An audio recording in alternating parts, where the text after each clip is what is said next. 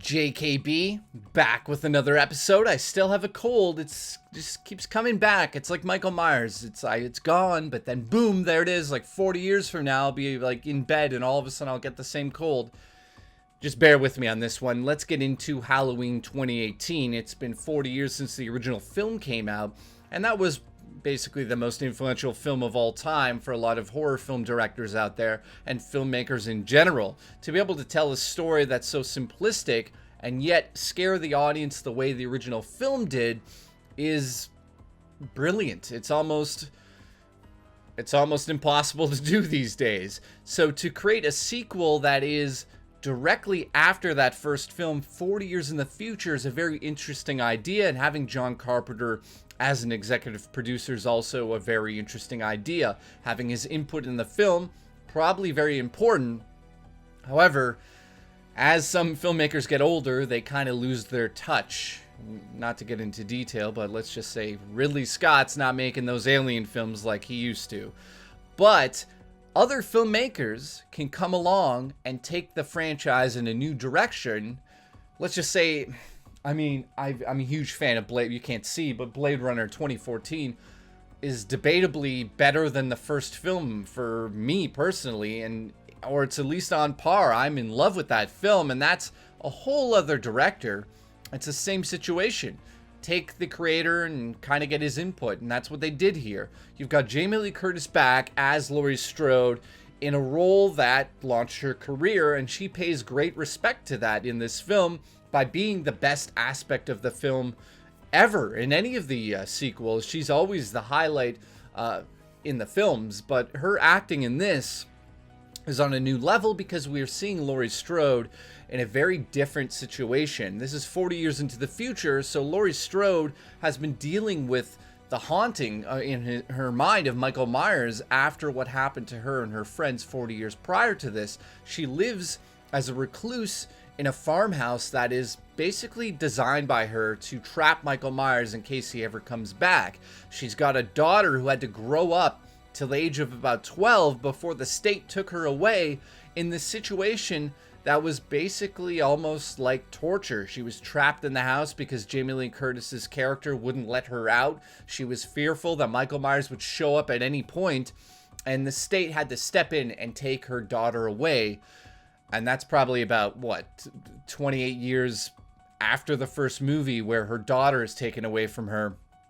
And she really doesn't trust the systems in place to have Michael Myers in a facility that can keep him there. She doesn't trust the law enforcement, really. It's very interesting the way they did this. She's went through 2 divorces. She's an alcoholic. She's seeing Michael Myers randomly in her head, like come out of nowhere. She's having just terror that he's going to come back. And there's a granddaughter, which is basically the mirror image of Laurie Strode from the first movie. She's in high school. She's trying to go to a dance, just have a good time with her boyfriend, introduce him to her parents. And Laurie Strode shows up acting like a complete cuckoo maniac, like she's out of One Flew Over the Cuckoo's Nest, talking about how Myers is going to come and get everybody. So you have that in the film, and it's a totally different way we've ever seen Laurie Strode. She's dealing with these things that she can't overcome because she knows Michael Myers is coming after her again. Now, of course, I can't get into too much detail because some of it goes into spoiler territory, so it's very hard for me to talk about some of the plot twists. And there's one that's very, very, very... I want to say it now, but I'll wait till the end, but it's going to split the audience in half. You're either going to be on board with this idea in the film, or you're going to see it as a very, very dull, very lazy sort of flip on a character you know and love from the series in the past. So it's not something that I'm going to say I like in the film, and I'm not going to tell you until spoilers, but it just made me feel like I'm right out of the film. This is too much. It's one of those twists in a film that actually, it's like a brick wall. It's like the film is done. What did I just see? What is happening? I haven't done that in the movie forever. I've never really sat back in my seat and thought, should I even care about the rest of this movie now? Because what they just did is ridiculous. Now, moving into the important parts, the acting, Laurie Strode is just, Jamie Lee Curtis is just amazing as Laurie Strode, but we've got to talk about Michael Myers versus her in the film. Does that pay off? To a certain degree, it does. They have a moment where they kind of see each other, like you see in the trailer, and it's the moment that kicks off the rival, the sort of like the boxing match that's going to take place in this film, because she's not just a rollover in this film like she was in the original. She's been training with guns and karate and all sorts of weird shit on her farm in the middle of nowhere, and everyone thinks she's nuts, but she ends up using all those skills to face Michael Myers at the climax of this film. Let's talk about the horror aspect. The original film was believed to be so gory and over the top, but there's hardly any blood in the film, if any, and there's hardly anything shown in the original film, and in this one, they don't go out of their way to make it feel like it's a slasher film. It's not like Friday the 13th, even though there's a few kills like Jason Voorhees would sort of do to his victims in his series. Michael Myers, you got to think of it this way. They took him to be a real person. So when he's in the situations, he kills the people in those situations. It's not super creative in the sense that he's ripping people in half and throwing their bodies in front of cars and things are exploding and it's, or he's smashing people's heads and they're exploding. It's more about the simplicity of how he kills these people, and it could be kind of disappointing to real gore fans out there. For instance, just an example, there's a character that he kills in the film, and it's just a very simple kill, and you'll be like, okay, that was cool, but it wasn't very creative. But it was very much what would happen if you were in that scene. What would Michael do in that scene? He just does what he needs to do. That's it. Now, there are a few over-the-top moments with CGI where knives are showing up on screen in ways you haven't seen before. But overall, the gore, the kills aren't spectacular in the film. They kind of play into the story, and how he kills people is very simplistic. It's not like you haven't seen it before. There's been, 40 years of horror films in between this. But moving on to the acting, to finish that out, spectacular. I think everyone did an amazing job in this film. I really like Jamie Lee Curtis. I obviously think Michael Myers is captured with his essence. The way he actually felt in the original film is in this film, which is very important. The music, obviously, is done by John Carpenter and his son, Cody Carpenter, and they do an amazing job taking the old sort of simplistic script and turning it on its head to a certain degree, making it a little bit more menacing in some of the parts, and they add, electric guitar hits and riffs, and it's very synthy. It's very 70s, 80s feeling, and it brings the film back to the past, but also projects it into the future with some of that guitar work, and some of the synth work is a little bit more updated. Very good score. The direction of the film, I would say, is pretty good. There are some moments I felt that were uninspiring, like I said, with the kills.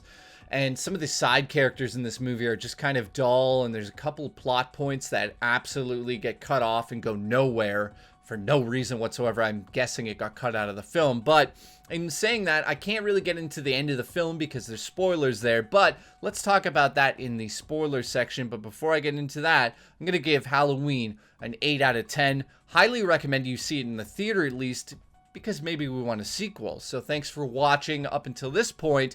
If you want any other info out of me about the film, comment below in the comments. But now let's get into the spoilers. Warning, spoilers, don't stay here. Two things I want to talk about. The Doctor, who is basically a role reversal of Donald Pleasant's character, Dr. Loomis, in the original film. And I want to talk about the actual end of the film and how disappointing it was to me. Let's talk about the Doctor. The idea here is that he spent his whole career following Michael Myers after Donald Pleasant's character passes away off screen within the 40-year gap. I kind of get that. I kind of dig that. There's got to be somebody who's looking after Myers when he's in Smith's Grove and trying to understand him. But this doctor is so invested in Michael Myers that he decides that he has to actually stop the law enforcement from killing Michael Myers, and you soon realize that this doctor is the reason why Michael Myers is even out in the first place again, because you see him on the bus at the beginning of the film and realize he's the only person that's alive. Did Myers let him live? And where is all the law enforcement that was on the bus? It's obvious that the doctor caused the accident and freed Michael Myers, and Michael Myers gets away. And a lot of people might say, well, like, why did the doctor do that, or why didn't Myers kill him then? There's situations in the movie where Michael Myers doesn't kill people. He passes a baby by, but he kills a kid at the beginning of the movie, so he's unpredictable. Why didn't he kill the doctor in that moment? Probably because he was being shot at by some of the law enforcement outside of the bus. Could have been anything. Realistically, he ends up killing the doctor anyways, and that's because the doctor ends up getting too close to Michael Myers again, and it makes sense to me. But he gets so close to him that he decides, I have to kill the sheriff to save Myers' life because I want to see the fight between Strode and Myers. I want to know what's living behind that mask. And in the scene, if you've seen the film now, it's horrible, and I think it's very well executed on screen to the best of its ability, but I think it's poor writing and very lazy to take the sort of mythology of the series of having this monster and always having somebody who understands the monster in a way, which was Dr. Loomis, and the idea of like taking that character and flipping it over and making it evil, even though it's not Loomis. Obviously it's supposed to be playing on your emotions of it being close to a Loomis character, because Laurie Strode even says on screen, oh, you're the new Loomis. It just doesn't work for me. And then at the end of the movie, which I'll explain quickly, there's another role reversal where Laurie Strode is essentially Michael Myers, and Michael Myers is trying to avoid being killed by Laurie Strode at the end of the movie. And there's a lot of plays on the original movies, like when she falls off the balcony, he looks over and she's lying there, and he looks away and looks back and she's missing.